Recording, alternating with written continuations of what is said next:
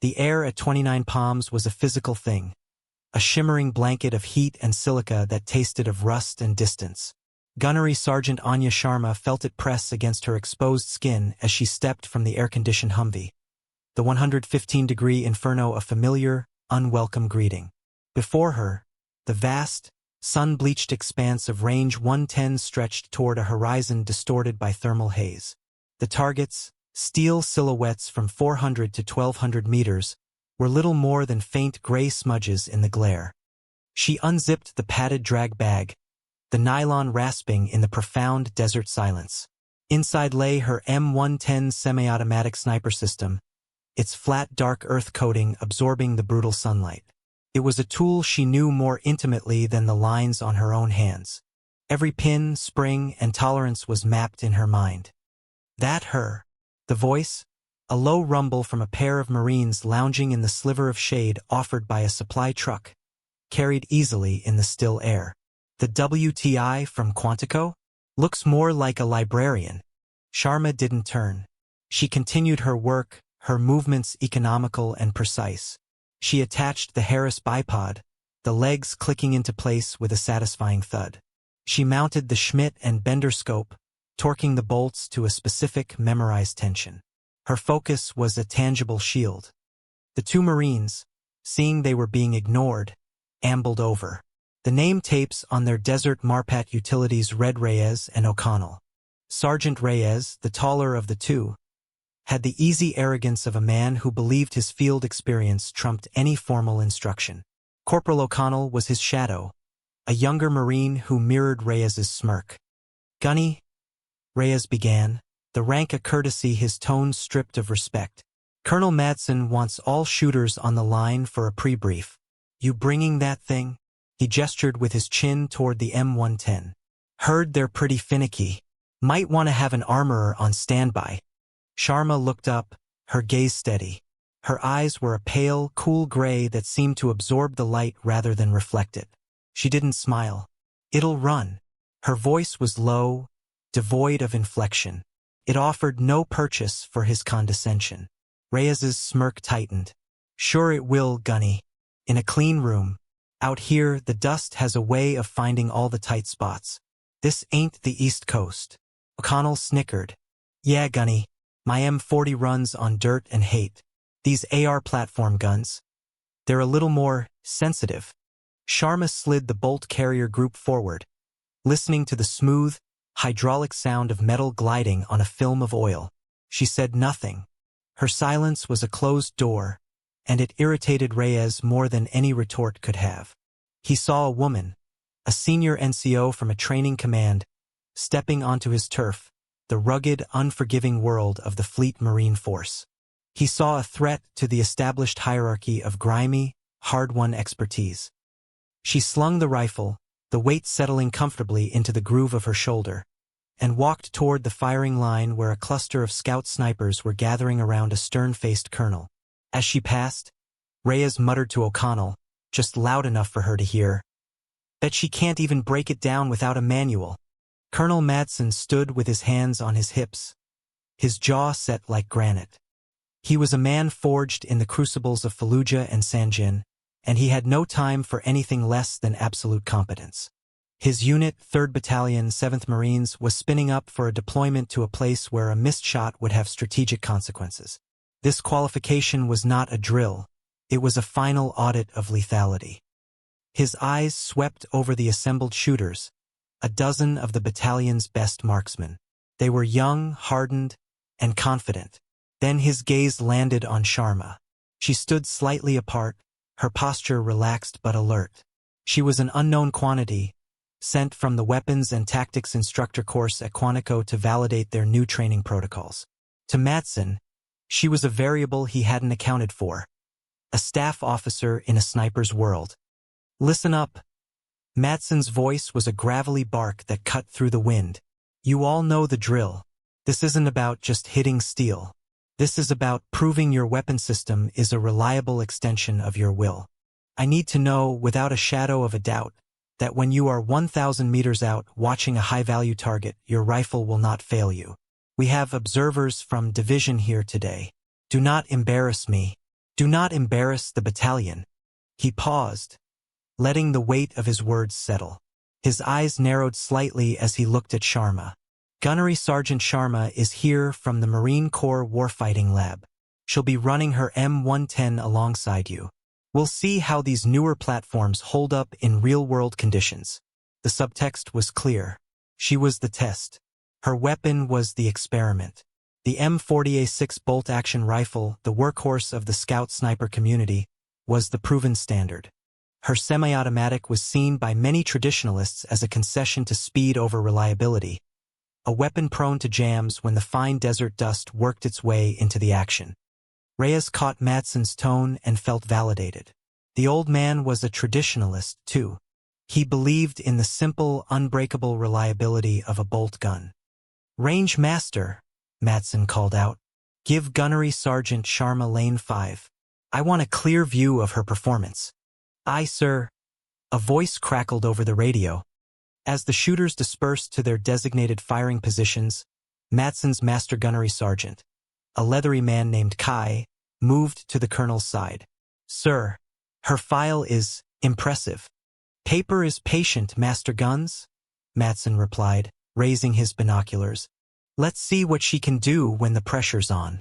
Sharma laid her shooting mat on the baked earth of Lane 5.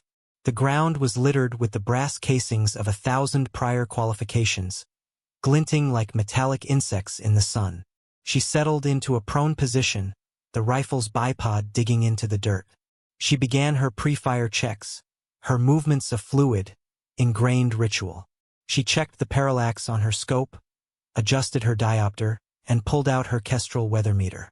The wind was gusting unpredictably from the west, a fickle current that could push a round several feet off target at longer distances. A range official approached her. "Gunny, the CO wants to confirm your zero before the qualification string begins.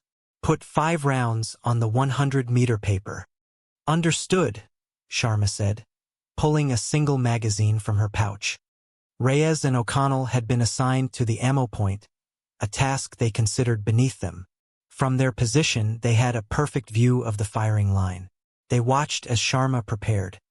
"Look at her," Reyes scoffed, nudging O'Connell. "Got all the fancy gadgets. Kestrel, dope book.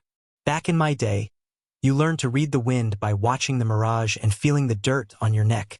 She's probably got an app for it on her phone," O'Connell added, and they both chuckled. The call came for Sharma to report to the range tower for a final administrative check. It was a standard procedure, a final confirmation of her identity and qualification records before live fire commenced. "Secure your weapon and report to the tower. Lane 5, the loudspeaker blared. Sharma locked her bolt to the rear, inserted an empty chamber indicator, and laid the rifle on her mat. She gave it a final glance before jogging lightly toward the tower, a small, elevated structure 50 meters behind the line. This was the moment Reyes had been waiting for. "Cover me," he said to O'Connell. He grabbed a crate of ammunition as a pretext and walked toward the firing line, ostensibly to distribute rounds. He moved with a casual air, but his eyes were fixed on the M110 lying unattended in Lane 5. He knelt beside the rifle, his back to the tower. The range was noisy with the sounds of other shooters preparing their gear. No one was paying attention to the ammo NCO. His movements were swift and practiced. From a small pouch on his belt, he produced a tiny, almost invisible sliver of brass, a sheared-off piece from a ruptured case he'd saved from a previous range trip. It was harder than a normal casing. With the tip of a multi-tool, he carefully and deliberately worked the brass sliver deep into the tight space behind the extractor claw on the bolt face. It was a subtle act of sabotage. It wouldn't stop the first round from firing or ejecting. The initial force would be enough, but it would prevent the extractor from fully seating on the rim of the next cartridge. The result would be a classic, stubborn, and deeply embarrassing malfunction. A failure to extract, leaving a spent casing firmly jammed in the chamber. It was a malfunction that often required tools and time to clear, a catastrophic failure in a qualification environment. To an outside observer, it would look like the rifle had simply failed under the harsh conditions, exactly as he'd predicted. He stood up, leaving the rifle exactly as he'd found it. The empty chamber indicator was still in place. The weapon was externally perfect. He completed his ammo drop and walked back to O'Connell, a thin, cruel smile on his face. "The desert is a tough place for sensitive equipment," he said, his voice low. O'Connell looked nervous. "Sarge, you sure about that? If she figures it out." "She won't." Reyes cut him off. "She'll blame the gun, the ammo, the heat. She'll call for an armorer, and the colonel will see exactly what a Quantico instructor is worth out here. It's for the good of the battalion. We can't have people relying on gear that's going to fail." Sharma returned from the tower a few minutes later. She gave her rifle a quick visual inspection, saw the chamber flag was still in place, and felt no reason to suspect anything was amiss. She removed the flag, inserted her magazine for the zeroing shots, and settled back into her position. "Lane 5, you are clear to fire when ready," the tower announced. Sharma took a breath, let half of it out, and settled her crosshairs on the center of the paper target. She squeezed the trigger. The rifle boomed, a sharp crack that echoed across the range. The recoil was a familiar, solid push into her shoulder. Through her scope, she saw a neat hole appear in the black circle of the target. Perfect shot. Reyes watched, a flicker of doubt crossing his mind, but he held his ground. "Just wait." She worked the charging handle, ejecting the spent case and chambering a new round. She fired again. Another perfect hole appeared, touching the first. She repeated the process 3 more times, creating a single, ragged cloverleaf pattern in the center of the target. "Lane 5, your 0 is confirmed," the tower acknowledged. "Proceed with the qualification string when ready." Sharma switched to a new 20-round magazine. The qualification course was a timed, multi-target engagement. Precision and speed were equally important. Matson watched her through his binoculars, a neutral expression on his face. The tight group was professional, but it was just the 100-meter line. The real test was yet to come. Sharma took her first shot at the 400-meter steel. The rifle fired, and a second later, the satisfying ping of the bullet striking the target returned. The M110's semi-automatic action cycled perfectly, ejecting the spent casing and loading the next round. She transitioned to the next target. She breathed. She focused. She squeezed the trigger. Click. The sound was small, but on a firing line, it was as loud as a thunderclap. The hammer had fallen on a live round, but the rifle hadn't fired. She had a stoppage. More critically, as she pulled the charging handle to clear it, she felt it move back only a fraction of an inch before seizing up. The bolt was locked forward, the spent casing from the previous shot still firmly seated in the chamber. A textbook failure to extract. "Cease fire! Cease fire in lane 5! The range safety officer yelled, jogging toward her. "Shooter, you have a malfunction." Every eye on the line turned to her. The other snipers paused their firing. Colonel Madsen lowered his binoculars, his expression hardening into a deep frown. This was exactly what he had feared, an unreliable weapon. Reyes crossed his arms, a look of smug vindication on his face. He'd done it. He had exposed the flaw both in the rifle and in its operator. He exchanged a triumphant glance with O'Connell. "Gunny, you need an armorer?" the RSO asked, peering at the jammed rifle. "Looks like a bad one." The offer hung in the hot, still air. It was the standard, expected procedure. It was also an admission of defeat. To call for an armorer was to admit that she could not control her own equipment. It was to prove Reyes right. The humiliation was a palpable weight, pressing down on her along with the sun. Sharma's expression didn't change. Her breathing remained slow and steady. The click had not induced panic, only a cold, analytical cascade of thought. She processed the tactile feedback from the charging handle, the nature of the stoppage, and the possible causes. She had felt this before, not just in training but in the field. She looked up at the RSO, her gray eyes clear and direct. "Negative, Sergeant. I have it." Her voice, though quiet, cut through the tension. It was a statement of absolute certainty. The RSO hesitated, then took a step back, deferring to her rank and her confidence. Colonel Madsen watched, intrigued despite his annoyance. This was a critical juncture. Sharma's movements were deliberate, a study in practiced efficiency. She first attempted to mortar the rifle, a standard clearing procedure. She collapsed the stock, pointed the muzzle skyward, and slammed the butt of the rifle onto the ground while pulling down hard on the charging handle. The bolt didn't budge. The casing was well and truly stuck. This confirmed her suspicion. It wasn't a simple ammunition failure. Something was wrong with the extractor. Without a word, she reached to the side and unzipped a small pouch on her drag bag.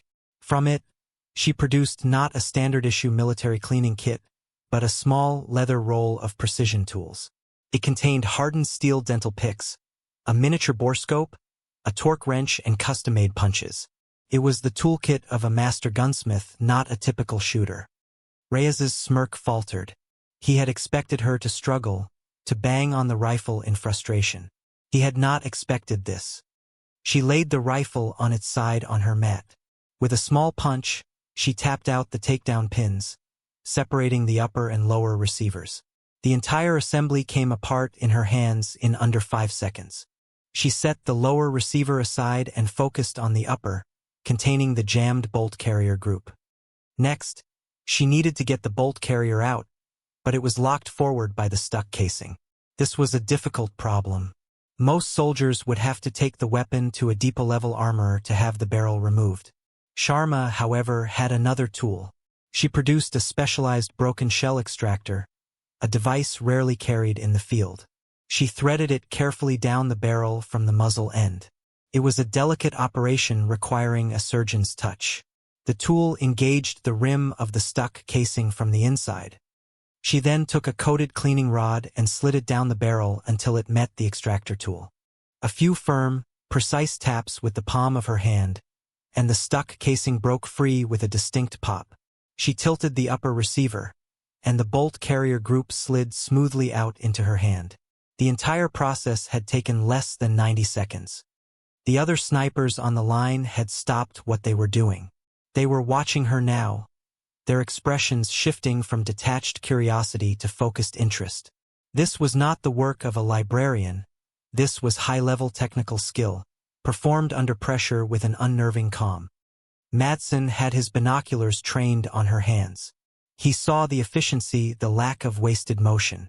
He'd seen battlefield armorers work on weapons, but never with this level of quiet, focused intensity. Now came the crucial part. Sharma held the bolt carrier group in her palm.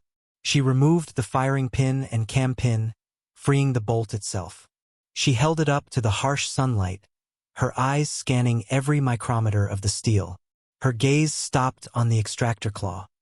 Using one of the fine-tipped dental picks from her kit, she probed the tiny space behind the claw. A moment later, she flicked something out. A minuscule, glinting sliver of metal fell onto her mat. It was the piece of brass Reyes had planted. She stared at it for a long second. Her face remained a mask of professional neutrality, but an intelligent observer would have seen a flicker of cold understanding in her eyes. She knew. She knew this was not a random failure. The size, shape, and location were too specific, too malicious. She didn't look up. She didn't glance toward the ammo point. She made no accusation. Her focus remained entirely on the task at hand.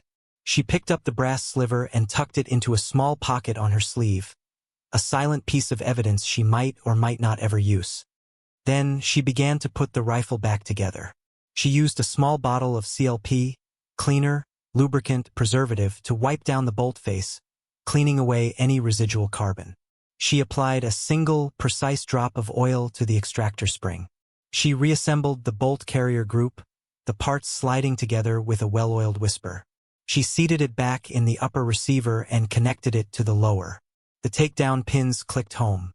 She worked the charging handle. It moved back and forth with a smooth, authoritative schlack-schlack. The action was perfect. The entire procedure, from the moment of the jam to the final functions check, had taken less than 4 minutes. Sharma settled back into her prone position. She checked her scope, reacquired her dope for the wind, and looked over at the RSO.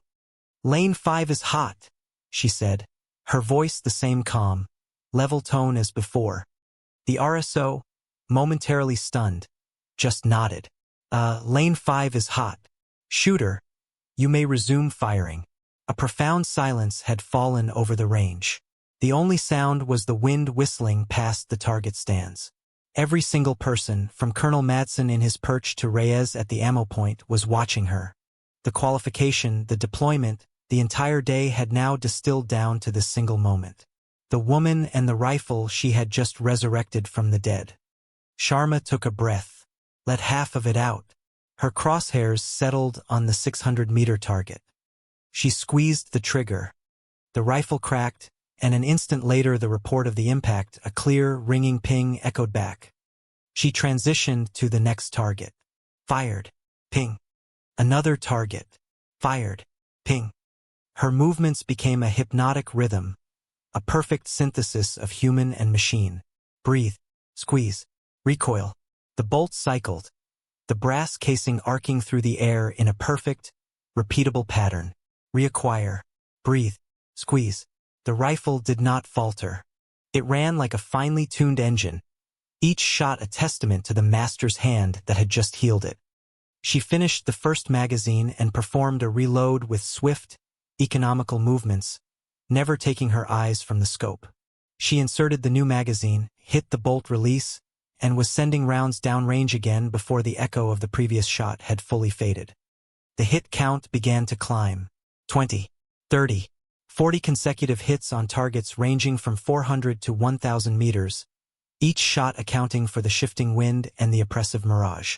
The other shooters, their own qualifications long since completed, now stood in a silent group behind the line, watching. They had never seen anything like it. It wasn't just marksmanship. It was a demonstration of absolute mastery. At the ammo point, Reyes's face was ashen. The smugness had evaporated, replaced by a cold, creeping dread. This was impossible. The gun should have failed. She should have failed. Instead, she was putting on a clinic, and every single ping from downrange was another nail in his coffin. He knew she had found the brass sliver. Her lack of reaction was more terrifying than any outburst would have been. She hadn't acknowledged him because, in her world, he had already ceased to matter. Colonel Madsen lowered his binoculars, a slow look of dawning comprehension on his face. He turned to his master gunnery sergeant. "Master Guns," he said, his voice low and intense. "Get me her service record. Right now. I don't want the summary. I want everything." "Already on it, sir," Kai replied, tapping furiously on a ruggedized tablet. As Sharma continued to fire, the master guns held the tablet up for the colonel. Madsen's eyes scanned the screen, his expression shifting from curiosity to disbelief, and finally, to profound respect. Service record: Sharma, Anya. Gunnery Sergeant, USMC. Primary MOS, 2112. Precision Weapons Technician. Master Gunsmith Certified. Specialized certifications: M40 Series, M110 SAS, M107 SASR, M240, M2 HB. Graduate of every advanced armor course offered by the Department of Defense. Secondary MOS, 8541, Scout Sniper. Honor Graduate, Scout Sniper Basic Course, Camp Pendleton. High Shooter Award. Honor Graduate, Scout Sniper Advanced Course, Quantico. High Shooter Award. Instructor Duty, Marine Corps Scout Sniper School, Quantico, Virginia Role. Chief Instructor for Weapons Maintenance and Employment. Course Writer for the Advanced Field Expedient Repair and Terminal Ballistics Under Adverse Conditions modules. Deployment History. Operation Iraqi Freedom, 2 tours. Scout Sniper Platoon, 2nd Battalion, 5th Marines. Operation Enduring Freedom, 2 tours. Scout Sniper Platoon, 1st Battalion, 6th Marines. Then Madsen saw the final, critical entry. A list of internal, informal call signs given to her by the few who truly knew her work. The last one on the list made him suck in a breath. Call sign, Caliber. The name was a legend in the small, insular community of Marine gunsmiths and high-level snipers. Caliber was the armorer who could diagnose a rifle's malfunction from the sound of the stoppage across a firing line. Caliber was the sniper who, during a firefight in the Chronicles Valley, had field-stripped a jammed M240 machine gun under enemy fire, cleared a ruptured case with a pocket knife and a rock, and got it running again in under 2 minutes, saving her platoon from being overrun. She wasn't just an instructor from Quantico. She was one of the architects of modern Marine Corps marksmanship doctrine. She didn't just teach the standards. She wrote them. Madsen looked from the glowing screen of the tablet back to the firing line. He wasn't watching a WTI validate a protocol. He was watching a master at her craft, and he felt a profound sense of shame for his earlier dismissiveness. Sharma's rhythm was unbroken. The barrel of her M110 was now shimmering with a heavy mirage of its own, but her shots didn't waver. The steel targets, painted gray, were now covered in a constellation of bright, silver stars where her 175-grain Sierra Match King bullets had struck. The hit count, tracked by the range officials in the tower, became absurd. 150 hits. A voice announced over the speaker, tinged with awe. 200. 250. The range had taken on the atmosphere of a sacred place. The wind itself seemed to have died down, as if to watch. Sharma was in a state of pure flow, her world narrowed to the reticle, the target, and the gentle press of the trigger. She was no longer just shooting. She was communing with the fundamental principles of ballistics, a perfect, lethal equation being solved again and again. At 300 hits, Sergeant Reyes could take it no longer. He turned and walked away from the ammo point, his face pale and sick. He needed to be anywhere else. O'Connell watched him go, then looked back at the lone figure on lane 5, his expression one of pure terror and reverence. Sharma continued firing until the bolt on her rifle locked to the rear on an empty magazine. She waited a moment, then reached for another magazine, only to find the ammo can beside her was empty. She had been issued 10 20-round magazines and 7 extra boxes of 20 rounds. 324 rounds. She had fired 324 rounds, and had not missed a single shot after clearing the initial sabotaged malfunction. She cleared the weapon, inserted the empty chamber indicator, and laid the rifle on her mat. The silence that followed was heavier and more absolute than the silence at the beginning of the day. It was a silence born not of emptiness, but of reverence. Slowly, as if coming out of a trance, she sat up. She blinked, her eyes adjusting to the world outside her scope.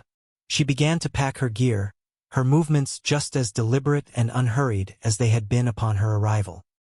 Colonel Madsen walked down from his observation post and approached her lane. He walked past the other snipers, who parted for him like he was a ship cutting through water. He stopped a few feet from Sharma, waiting until she had cased her scope. He didn't yell. He didn't demand an explanation. His tone was quiet, devoid of its earlier harshness. Gunnery Sergeant, he said. The title was no longer a formality. It was a mark of profound respect. Report on the status of your weapon. Sharma stood and faced him. She didn't look tired. She looked centered, calm. Rifle is fully operational, sir. The malfunction, Madsen pressed gently. What was the cause? This was the moment. She could have produced the brass sliver from her pocket. She could have pointed a finger at Reyes and ended his career. The evidence was irrefutable. The entire range had witnessed the incident and her subsequent, impossible performance. Instead, she met the colonel's gaze and gave the most professional and most damning answer possible. Minor fouling in the extractor assembly, sir, she said, her voice even. Likely caused by environmental factors. It's been cleared. She said nothing about sabotage. She didn't have to. By attributing the near-catastrophic failure to something so mundane, she was making a powerful statement. That even an intentional act of sabotage was, to her, nothing more than a minor technical issue easily solved. It was a problem so insignificant that it wasn't even worth reporting. She had handled it. End of story. Madsen understood completely. He knew she knew, and he knew that she knew that he knew. In that moment of shared, unspoken understanding, a bond of professional respect was forged stronger than steel. He gave a slow, deliberate nod. "Understood, Gunny," he said. Then he looked past her, his eyes finding Sergeant Reyes, who was now trying to blend in with a group of Marines near a truck. Madsen's gaze was glacial. It held a silent promise of a very, very difficult future for that sergeant. A future that would be handled internally, away from the official record of this day. He turned back to Sharma. "Your performance was satisfactory. Carry on." He turned and walked away, leaving Sharma to her equipment. The other snipers, who had overheard the exchange, looked at her with a new understanding. The quiet Gunny from Quantico was not to be trifled with. They began packing their own gear, giving her a wide, respectful berth. The mockery was gone, replaced by a quiet awe. As the sun began to dip below the distant mountains, painting the sky in fiery strokes of orange and purple, the range emptied out. The trucks and Humvees rumbled away, leaving behind only the cooling silence of the desert. Sharma remained. She stayed on Lane 5, alone as twilight settled. She unzipped her drag bag and once again laid out her rifle, this time on a soft oilcloth mat.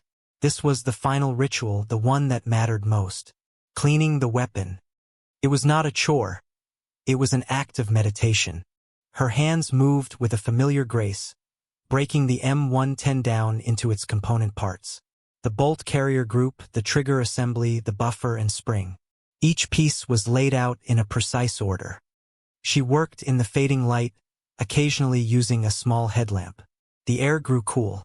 The smell of carbon solvent and Hoppa's No. 9 rose from her mat, a scent as comforting to her as perfume.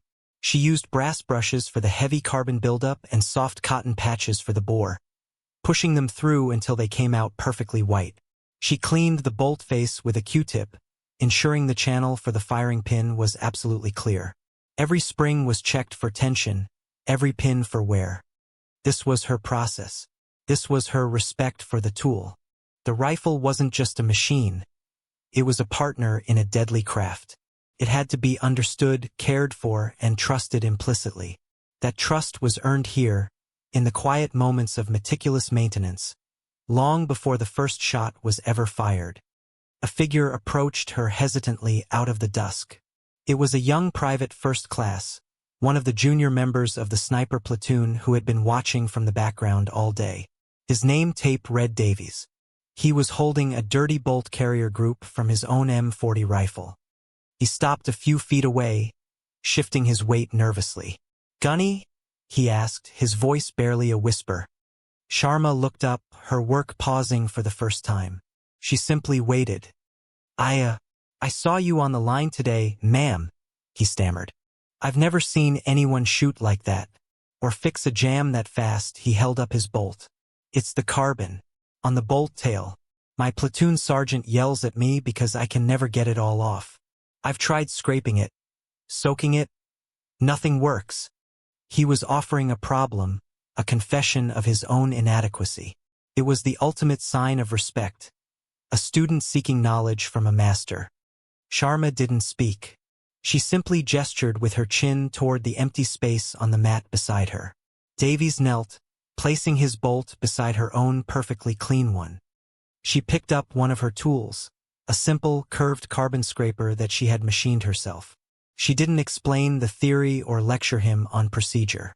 She just took his bolt, angled the tool just so, and with a specific twist of her wrist, scraped away a thick flake of the stubborn, baked-on carbon. Came off in a single, clean piece. She handed the bolt and the tool back to him. Davies stared at the tool, then at the now gleaming spot on his bolt. He mimicked her movement, and another piece of carbon flaked away. A slow smile of understanding spread across his face. It was all in the angle, the pressure, a simple technique he'd never been shown. "Thank you, Gunny," he said, his voice filled with genuine gratitude. "Thank you." Sharma just gave him a single, small nod. That was enough. The PFC worked in silence beside her for a few minutes before gathering his things and disappearing back into the darkness, leaving her alone once more. She finished her work as the first stars began to appear in the vast velvet sky. Every piece of her rifle was now immaculate. She applied a light coat of oil, the metal drinking it in. She began the reassembly. The sound of the parts sliding together was her music. The final, solid click of the bolt carrier group seating into the upper receiver was the final note. Perfect, reliable, an extension of her will. She laid the completed rifle back in its case, the day's heat still radiating faintly from the metal. She zipped the bag, the sound final and absolute. She stood, slung the bag over her shoulder, and looked out at the darkened range, at the silent steel targets waiting under the starlight. The test was over. The lesson had been taught. Respect had been earned. And not a single boastful word had been spoken.